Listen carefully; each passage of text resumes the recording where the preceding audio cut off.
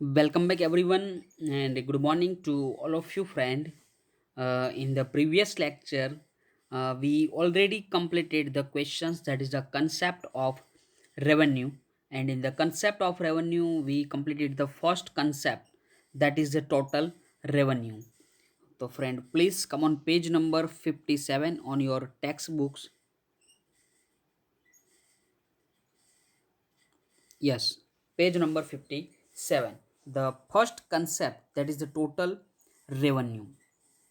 Total revenue means by selling production unit of money received by firm is known as a revenue and total income received by firm from sale is called total revenue। जो मैंने यहाँ पे आपको example से easily समझाया था कि अगर समझो कि आप 100 यूनिट के सेलिंग कर रहे हो एंड पर यूनिट प्राइस है 50 रुपीज़, तो आपको यहाँ पे जो टोटल रेवेन्यू मिलेगी दैट इज द 5000 रुपीज़। यानी कि जो टोटल इनकम है कोई भी बिजनेस की टोटल जो इनकम होती है that is 5000 is depend on two things that is the price per unit and total sales. तो आप यहाँ पे देख सकते हो कि total sales 100 and price per unit 50, तो इसीलिए हमें जो टोटल इनकम मिल रही है that is the 5000।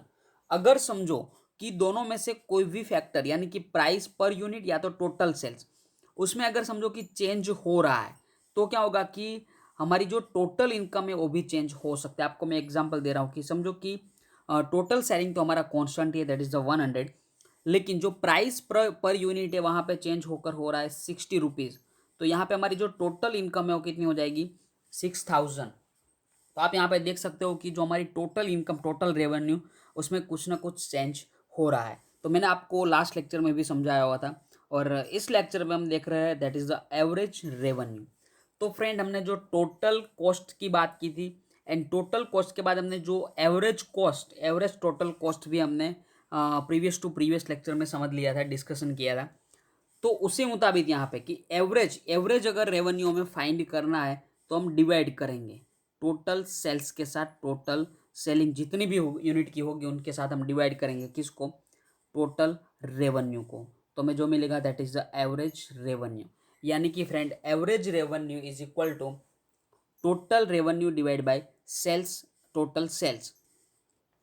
We find out average revenue of a firm by dividing total revenue to sell unit means average revenue is equal to total revenue divided by total sales। और यहाँ पे short form में लिखा हुआ है और फिर example दिया। Let us understand with the help of example.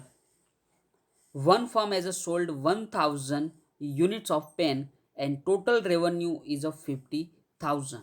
यानी कि टोटल रेवेन्यू हमें मिल रहा है that is of 50,000 rupees and जो हम यूनिट सेल कर रहे हैं पेन की 1000 यूनिट हम सेल कर रहे हैं।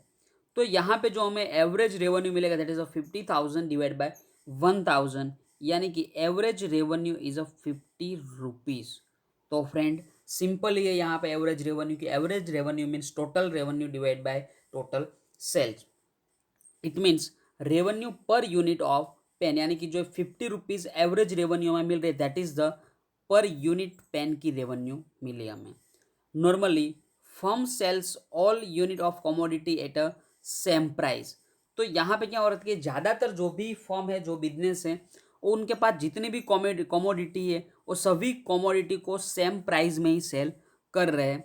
Then average revenue is equal to price. यानी कि समझो कि यहाँ पे जो 1000 पेन का सेलिंग हुआ वो सभी पेन कितने रुपीज़ में गई, 50 रुपीज़ में गई। तो आप यहाँ पे देख सकते हो कि पर पेन की जो प्राइस है वो भी 50 रुपीज़ एंड हमें जो एवरेज रेवेन्यू मिल रही है दैट इज ऑल्सो 50 रुपीज़। तो दोनों 50 रुपीज़, यानी कि average revenue is equal to price and if price and average revenue are equal then for producer it is demand curve which also average revenue curve for him. यानी कि price and average revenue अगर equal हो रही है तो जो demand curve है which is also average revenue curve for him. यानी कि demand curve and average curve दोनों क्या हो जाएंगे, same. Demand curve show on different price how many commodities and consumer is ready to purchase. यानी कि demand curve से हमें पता चलेगा कि जो भी डिफरेंट प्राइस पे कितनी कमोडिटी का हमारा सेलिंग हो रहा है एंड कंज्यूमर है जो है वो कितने यूनिट परचेस करने के लिए रेडी है। On another hand average revenue curve shows the average revenue of producer with the sale of commodity. यानी कि फ्रेंड एवरेज रेवेन्यू कर्व क्या शो कर रहा है, शो कर रहा है कि average revenue of producer with the sale of commodity. In short we remember that average revenue by the angle of producer is also price of consumer angle. यानी कि एवरेज रेवेन्यू जो प्रोड्यूसर के लिए है, प्रोड्यूसर के angle में जो average revenue है वो कंज्यूमर के एंगल में क्या है, दैट इज द प्राइस। क्योंकि जो पर यूनिट प्राइस 50 रुपीज़ वो पे कर रहा है और एवरेज रेवेन्यू प्रोड्यूसर को कितना मिल रहा है यहाँ पे 50 रुपीज़। यानी कि दोनों की साइड से, दोनों की एंगल से हम देखें तो दोनों अलग अलग है। That's both thing are different as side the producer and also from the consumer, लेकिन दोनों की जो अमाउंट मिल रही है that is the equal 50 rupees. तो फ्रेंड यहाँ पे जो कंसेप्ट की बात कर रहे थे that is the revenue concept, या तो जो रेवेन्यू के अलग अलग कंसेप्ट है उसमें जो first one that is the total revenue and then second one that is the average revenue, कि दोनों हमने कंप्लीट कर लिया और आज के लेक्चर में हमने सिर्फ एवरेज रेवेन्यू कंप्लीट किया। The next concept of the revenue that is the marginal revenue. तो फ्रेंड जिस तरह हमने लास्ट टू लास्ट लेक्चर में शायद मार्जिनल कॉस्ट के बारे में डिस्कशन किया हुआ था, तो मार्जिनल कॉस्ट में जो भी हमने स्टडी किया था, जो भी डिस्कशन किया था, same to same things in the marginal revenue. यानी कि मार्जिनल जो कॉस्ट थी वहाँ पे हमने देखा था कि मार्जिनल कॉस्ट में क्या था कि एक यूनिट का अगर हम extra 1 unit produce more than the difference in the cost is called the marginal cost. और उसी तरह यहाँ पे मार्जिनल रेवेन्यू में भी ऐसा है कि अगर आप एक यूनिट का सेलिंग ज़्यादा कर रहे हो, हमें रेवेन्यू सेलिंग में से मिल रहा है, इसीलिए हम ये यहाँ पे जो वर्ड्स करें यूज़ करेंगे दैट इज़ द सेलिंग। यानी कि अगर हम एक यूनिट का ज़्यादा सेलिंग कर रहे हैं तो उसमें से जो भी हमें रेवेन्यू मिल रहा है that is the marginal. And जो कॉस्ट की बात करें मार्जिनल कॉस्ट, तो वहाँ पे हम कॉस्ट कहाँ पे लग रही है, इन द प्रोडक्शन। यानी कि एक यूनिट का अगर हम ज़्यादा प्रोडक्शन कर रहे हैं तो वहाँ पे जो हमें कॉस्ट होगी मिलेगी that is the marginal cost. The income from per unit sale is the average revenue of firm whereas, तो यहाँ पे जो फर्स्ट लाइन में लिखा हुआ है that is the average revenue. Average revenue means the income from per unit sale, whereas marginal revenue is the revenue from the sale of one additional unit. So the marginal revenue is the change in a total revenue which result from sale of a one more unit of a commodity. तो friend हमने जो marginal cost में देखा था वही यहाँ पे कि अगर एक ज़्यादा एक एडिशनल यूनिट को हम सेल कर रहे हैं और वहाँ से जो हमें रेवेन्यू मिल रहा है that is the marginal revenue. For example firm receives income of 50,000 by selling 1,000 unit of pen. यानी कि यहाँ पे एक एग्जांपल लिखा है कि कोई एक फर्म है उनको इनकम हो रही है 50,000 यूनिट्स की बाय सेलिंग 50,000 रुपीज़ की by selling 1,000 units of pen. यानी कि 1,000 यूनिट्स की हमने सेलिंग की फर्म ने और इनकम टोटल हुई 50,000। नाउ फर्म सेल्स 1,001 यूनिट, यानी कि एक एडिशनल यूनिट यहाँ पे इंक्रीज हो रहा है। Firm's revenue increase from 50,000 to 50,045।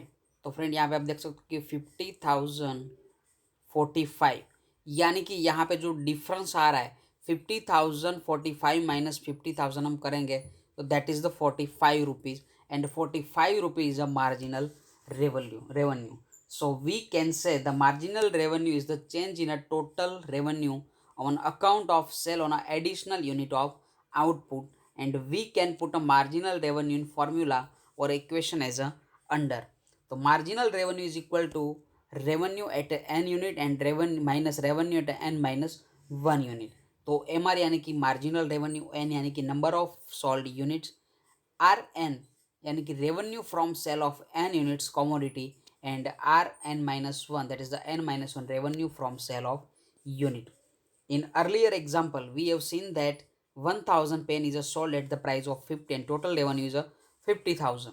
Now if 1,001 unit of pen is sold then the revenue of 50,045 per formula the marginal revenue find out is under। तो हम यहाँ पे फाइंड कर रहे हैं कि MRN is equal to RN minus RN minus 1।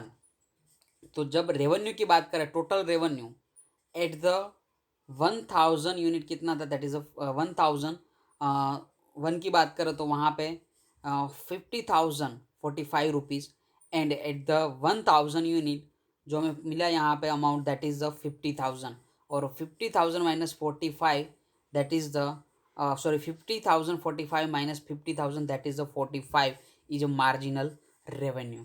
तो friend यहाँ पे हमने जो अलग अलग तीन कंसेप्ट दिए हुए थे इन द रेवेन्यू कंसेप्ट जो हमने कंप्लीट कर लिए। The first one that is the total revenue, second one that is the average revenue, and the third one that is the marginal revenue। and जो next question है that is the total revenue, average revenue and marginal revenue under perfect competitive market and imperfect competitive market। लेकिन मैं आपको पहले यहाँ पे average and marginal revenue read करने के लिए 2 मिनट्स का टाइम प्रोवाइड कर रहा हूँ। With in 2 minutes please read the average revenue and marginal revenue, and then we will going for the next question। Please read it।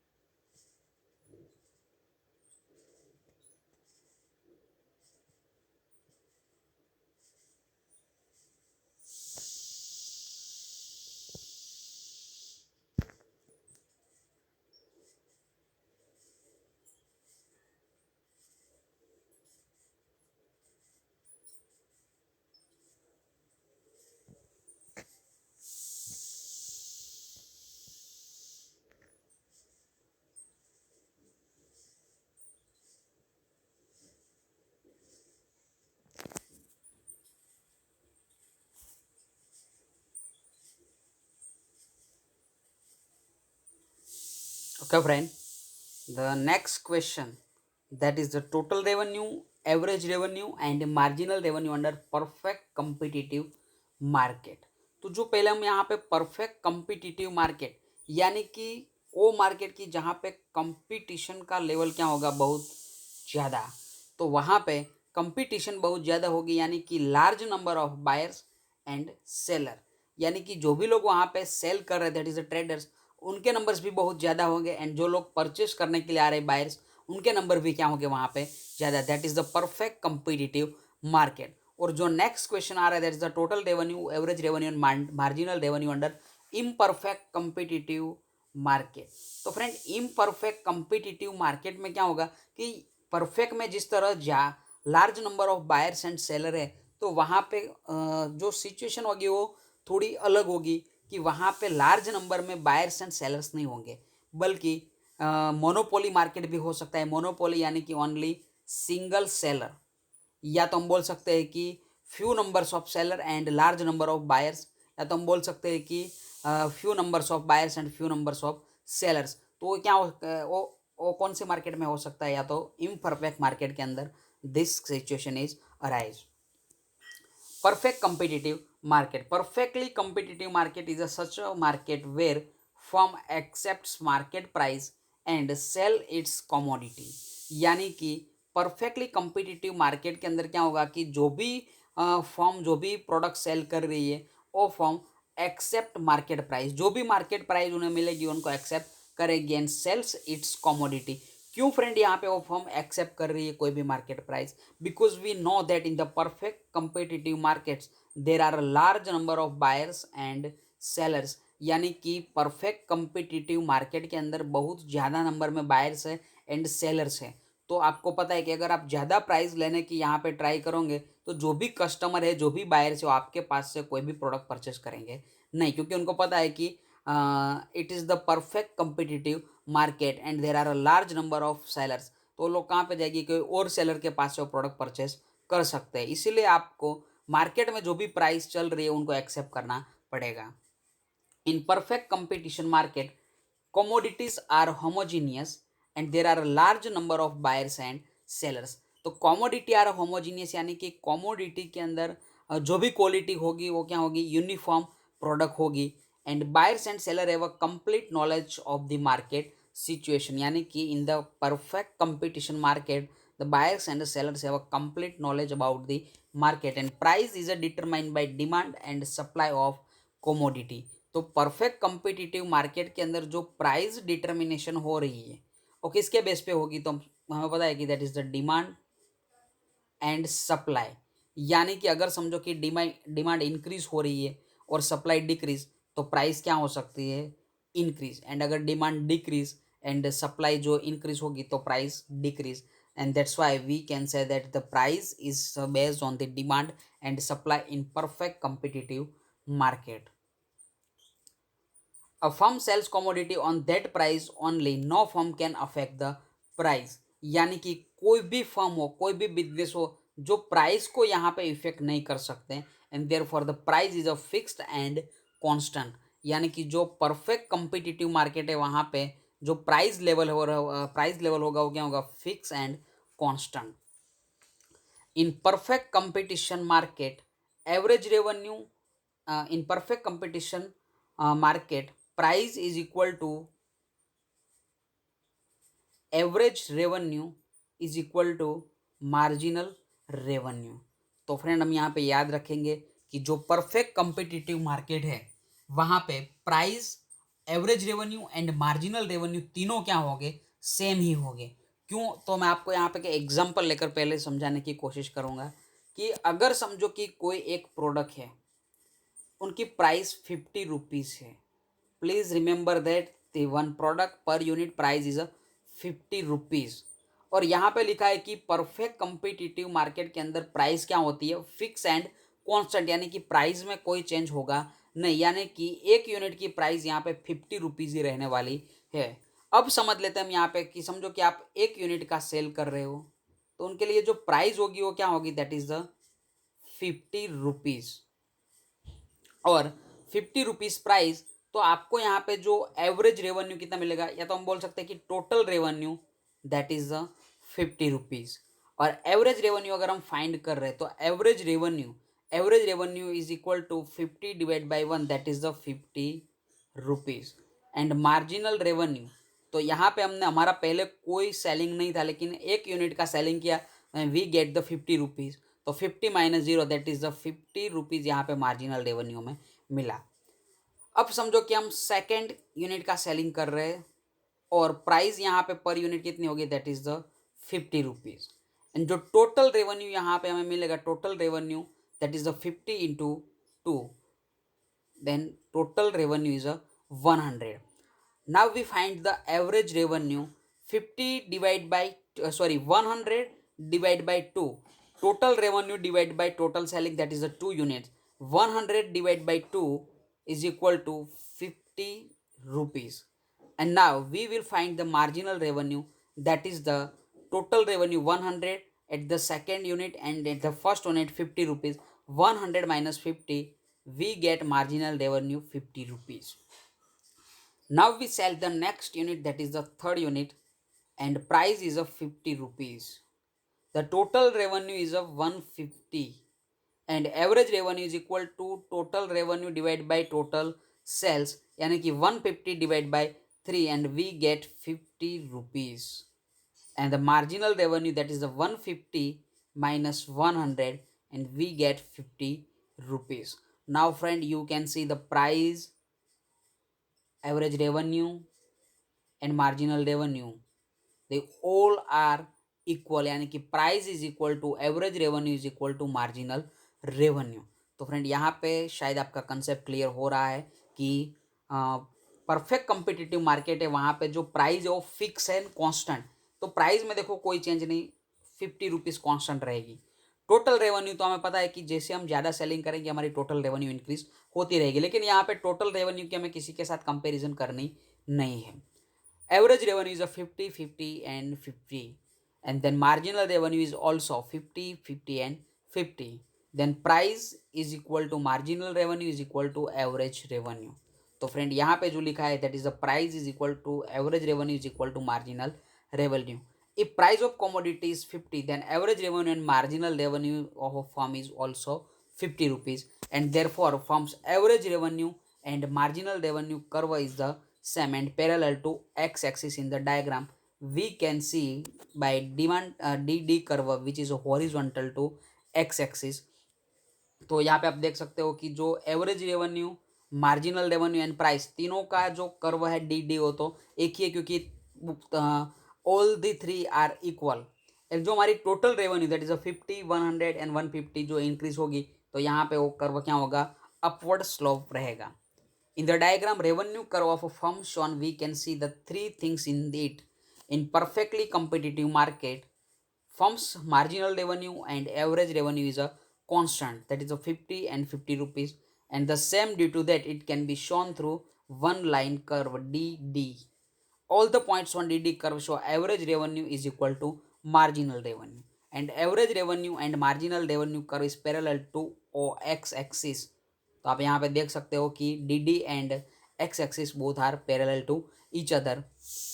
Here average revenue and marginal revenue curve converted into one another and the slope of curve is a 0, and total revenue curve or right to increasing upward going curve यानी कि this one, and we chose a 45 angle at a 0 point. तो यहाँ पे जो 45 angle का corner बन रहा है, this curve indicates that the sale of good increase total revenue, यानी कि अगर आप ज़्यादा सेलिंग कर रहे हो तो आपका रेवेन्यू भी क्या होगा, इंक्रीज होगा. And therefore the slope of total revenue curve is a positive and equal proportion. तो फ्रेंड यहाँ पे हमने देखा that is price, marginal revenue and average revenue at the perfect competition market. तो फ्रेंड मैं आपको यहाँ पे फिर से 2 मिनट्स का टाइम दे रहा हूँ. With in 2 minutes please read the question that is the revenue in the perfect competition market. Please read it.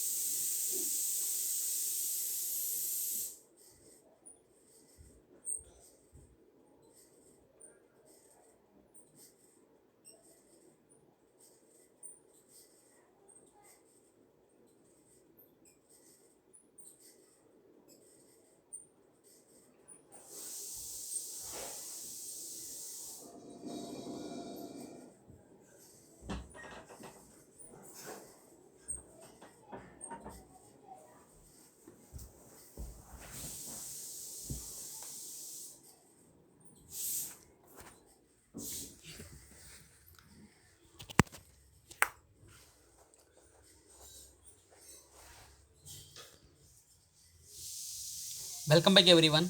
The next question, that is the total revenue, average revenue and marginal revenue under imperfectly competitive market.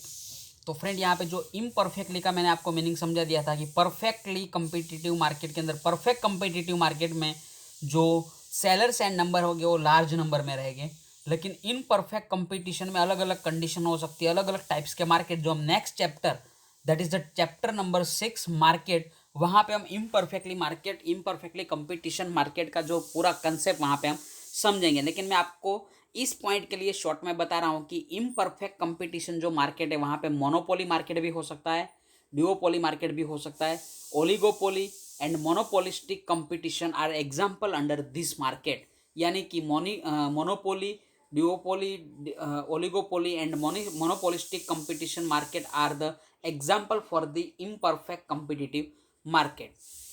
A situation where perfect competition is a absent, यानी कि imperfectly competitive market के अंदर perfect competition market नहीं रहेगी. Perfect competition market के अंदर the number of seller and buyer is a large number, but in the imperfectly competition market के अंदर ज़्यादा नंबर में बायर या तो सेलर नहीं होंगे, यानी कि may be only one seller, may be only few number of buyer and few number of seller. Mainly monopoly and monopolistic market where a seller has to reduce the price in order to sell more unit. तो friend यहाँ पे एक चीज़ clear है कि अगर समझो कि monopoly market हो या तो मोनोपोलिस्टिक मार्केट हो, अगर उन दो मार्केट की हम बात करें कि वहाँ पे आपको ज़्यादा सेलिंग करना है तो आप प्राइस क्या कर सकते हैं, रिड्यूस कर सकते हैं, reduce the price in order to sell more units, यानी कि ज़्यादा यूनिट का हमें सेलिंग करना है तो हम प्राइस को क्या करेंगे, decrease. It means to result there is a difference, sorry, it means to increase his demand with the increase in sale and the total revenue is also increase at a decreasing rate. तो friend यहाँ पे हम जो price का level है वो हम क्या कर रहे हैं, रिड्यूस कर रहे हैं, उससे हमारा सेलिंग क्या होगा, मोर. तो अगर ज़्यादा सेलिंग होगा तो हमारी जो रेवेन्यू है वो भी क्या होगी, इंक्रीज, लेकिन डिक्रीजिंग रेट से इंक्रीज होगी, because we reduce the price. और हम प्राइस को डिक्रीज कर रहे हैं इसीलिए हमारी टोटल रेवेन्यू इंक्रीज हो सकती है due to sell more unit but at a decreasing rate. As a result, there is a difference between average revenue and marginal revenue. यानी कि यहाँ पे हमें एवरेज रेवेन्यू और मार्जिनल रेवेन्यू में डिफरेंस मिलेगा due to decrease in price, क्योंकि आप देख सकते हो कि प्राइस डिक्रीज हो रही है in the imperfectly competitive market and mainly in the monopoly and monopolistic market. But in the perfect competitive market, we know that the price is a constant in perfect competitive market, and so the average revenue and marginal revenue and price all are equal.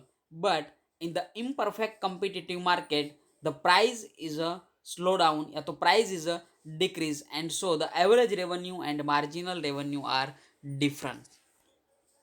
Due to decrease in price, average revenue curve slope down from the left to right. यानी कि अगर आप price decrease कर रहे हो तो average revenue भी क्या हो सकती है, डिक्रीज. एंड एवरेज रेवेन्यू अगर डिक्रीज होगी तो आपको जो एवरेज रेवेन्यू कर्व मिलेगा वो क्या होगा, downwards from left to right. And for more sale of product it is necessary to decrease price, and due to that marginal revenue is also decrease. और आप और ज़्यादा प्राइस को डिक्रीज कर रहे हो इसीलिए जो मार्जिनल रेवेन्यू है वो भी क्या हो सकती है, डिक्रीज. एंड उसीलिए मार्जिनल रेवेन्यू का जो कर्व है is also downward slope from left to right. With decrease in price, average revenue and marginal revenue is also decrease. यानी कि अगर आप प्राइस डिक्रीज कर रहे हो तो average revenue and marginal revenue भी क्या होगी, decrease. But the decrease in a marginal revenue is a rapid in a comparatively to average revenue. यानी कि फ्रेंड प्राइस को अगर हम डिक्रीज कर रहे हैं, यहाँ पे हम पी लिख रहे हो, प्राइस में हम डिक्रीज कर रहे हैं तो जो एवरेज रेवेन्यू है ए वो भी डिक्रीज होगी, जो marginal revenue is also decrease. But the marginal revenue is a rapidly decrease as a comparison to average revenue. यानी कि मार्जिनल रेवेन्यू जो डिक्रीज हो रहे उनकी स्पीड एवरेज रेवेन्यू से क्या होगी, बहुत ज़्यादा. And therefore marginal revenue curve is a below average revenue curve which can be see from diagram. तो आप यहाँ पे देख सकते हो कि एवरेज रेवेन्यू का कर्व भी डाउनवर्ड स्लोप में है, मार्जिनल रेवेन्यू का कर्व भी डाउनवर्ड स्लोप में ही है. बट यहाँ पे डिफरेंस आप देख रहे हो कि मार्जिनल रेवेन्यू जो है वो रैपिडली क्या हो रही है, decrease. And that's why the marginal revenue curve is a below average revenue curve. यानी कि average revenue curve and this one is the marginal revenue curve, and marginal revenue curve is a below average revenue curve because the marginal revenue curve is a rapid decreases as a comparison to average revenue curve. तो friend यहाँ पे हमने diagram भी समझ लिया. In this diagram it's shown that average revenue curve slope down from left to right direction to sell more and price reduce due to that in the comparison average revenue and marginal revenue decrease rapidly and therefore marginal revenue curve lies below the average revenue curve for rapid decrease in marginal revenue is that to increase sale when price is reduced and it is applicable to all earlier units also. तो friend यहाँ पे हमने देखा कि in the imperfect competitive market और वहाँ पे जो मोनोपोली एंड मोनोपोलिस्टिक मार्केट की वहाँ पे हम ज़्यादा सेलिंग ज़्यादा यूनिट को सेल करने के लिए प्राइस को क्या करते हैं डिक्रीज, और प्राइस को डिक्रीज करने से जो एवरेज रेवेन्यू वो भी डिक्रीज हो गए and marginal revenue is also decrease. लेकिन जो मार्जिनल रेवेन्यू जो डिक्रीज हो रही है उनकी स्पीड और रैपिडली डिक्रीज हो गए and that's why the marginal revenue curve is below average revenue curve. तो फ्रेंड यहाँ पे हमने इस क्वेश्चन के साथ हमारा जो 5th चैप्टर था वो कंप्लीट कर लिया and in the next lecture we will continue for the next chapter that is the chapter number 6 market. तो आज का जो फ्रेंड लेक्चर है वो हम यहाँ पे कंप्लीट कर रहे हैं। Thank you to all of you for join us and take care, bye bye.